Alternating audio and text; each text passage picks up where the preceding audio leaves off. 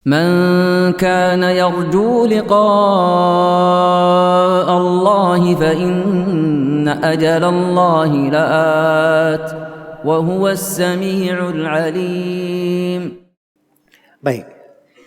Tapi perlu saya ingatkan di sini ya, bahwa kemudahan itu, kemurahan itu adalah sifat yang selalu berada di dalam hukum-hukum dan syariat. Sifat selalu berada dalam hukum-hukum dan syariat. Jadi kemudahan dan kemudahan bukan kita yang menentukan. Oh ini saya permudah, ini saya pergampang. Tidak. Tapi kalau seorang melakukan syariat itu, di syariat itulah ada kemudahan. Di syariat itu ada kemudahan. Jelas ya? Jangan seperti sebagian orang belakangan ini. Oh Islam itu kan agama banyak kemudahan, kemurahan, penuh dengan toleransi. Iya. Penuh dengan toleransi, benar. Tetapi jangan bikin toleransi sendiri. Jangan bikin kemudahan sendiri. Oh kan penuh kemudahan, kalau gitu enggak usah sholat. Begitu? Nah, itu enggak masuk akal ya. Oh kalau begitu penuh dengan kemudahan. Enggak apa-apa, non-muslim ibadah di masjidnya kaum muslimin. Itu dapat dari mana pemahaman itu? Iya. Sudah berlalu dari Nabi SAW berserta umat Islam. Mereka jadikan masjid itu sebagai tempat beribadatan kepada Allah.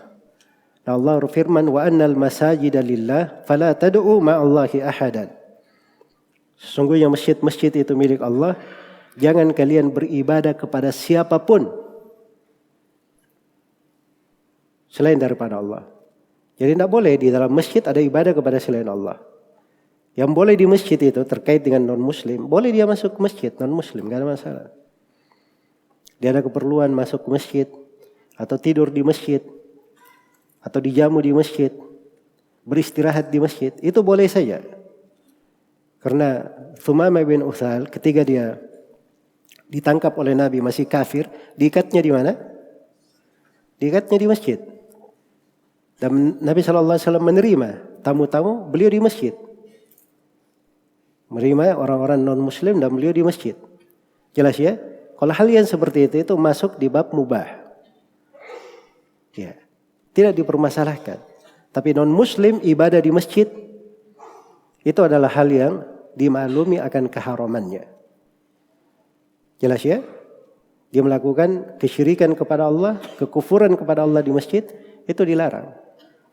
Nah inilah harus dibedakan antara dua hal. Jelas ya? Kalau dapat orang-orang liberal, akalnya penuh dengan syahwat, ini yang masalah ini orang-orang liberal ini. Semuanya ingin dia pergampang. Dia permudah sesuai dengan hawa nafsunya. Sesuai dengan hawa nafsunya. Oh Islam itu kan mudah, gampang. Mudah dan gampang menurut siapa? Menurut akal dia. Menurut akal dia.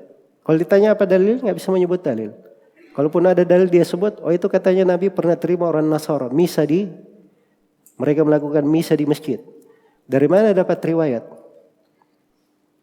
Semua riwayat yang mereka sebut itu salah paham akan maknanya. Terus riwayat-riwayatnya tidak ada yang kuat, semuanya riwayat yang lemah. Tidak ada yang kuat dari sudut riwayat. Ya, karena asalnya mereka ini bukan pembahasan agama. Ini orang-orang liberal itu kalau di masa dahulu itu disebut sebagai zindiq. Kalau di masa sahabat disebut dengan nama munafik, kaum munafikin. Orang-orang yang tampilannya kemanusiaan, kita toleransi, menjaga persatuan antara sesama anak bangsa, menjaga kebersamaan, tapi hakikatnya mereka ini adalah para pemecah belah manusia. Orang-orang yang memerangi agama, ingin merusak dari kandungan-kandungan agama.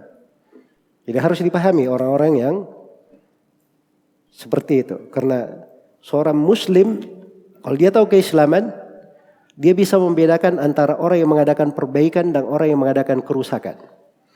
Ya, itu sifat keislaman. Islam itu penuh dengan kemudahan. Alhamdulillah. Penuh dengan kemudahan. Karena itu tidak ada di dalam sejarah umat Islam ada sebuah negeri Islam mengamalkan syariat Islam 100%, kemudian banyak masalah di dalam negerinya. Itu tidak ada di dalam sejarah. Masa keemasan di masa Nabi SAW, masa Khulafaur Rasyidin, para pemimpin yang datang setelahnya, sepanjang dia berpegang dengan syariat, semakin dia dekat, maka akan semakin banyak kemudahan dan banyak kebaikan di tengah masyarakatnya. Iya. Saya tadi sebut ya dari Umar bin Khattab. Orang Nasara pun datang di jenazahnya, menghadiri penguburannya. Imamul Auza'i ini masa setelah Umar 2 periode, sebab beliau dari Imam Tabi'in. Di masa Imamul Auza'i, beliau wafat itu ada orang-orang non-muslim di Syam yang datang. Di sudut-sudut kuburan. Mereka semuanya ikut bersedih dengan wafatnya seorang yang menegakkan keadilan di tengah mereka. Seorang yang menampilkan Islam.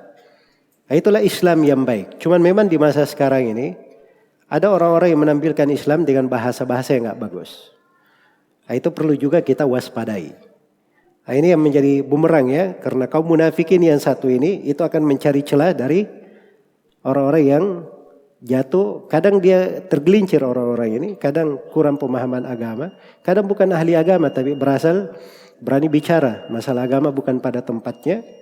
Kadang belajar ilmu, tapi kurang di dalam memahami hal-hal yang terkait dengan tata negara, terkait dengan masyarakat.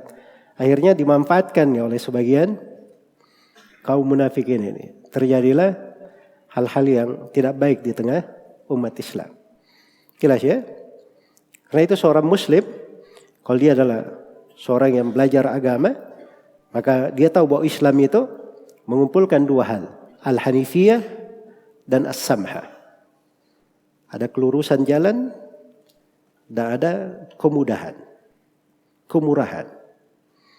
Nah,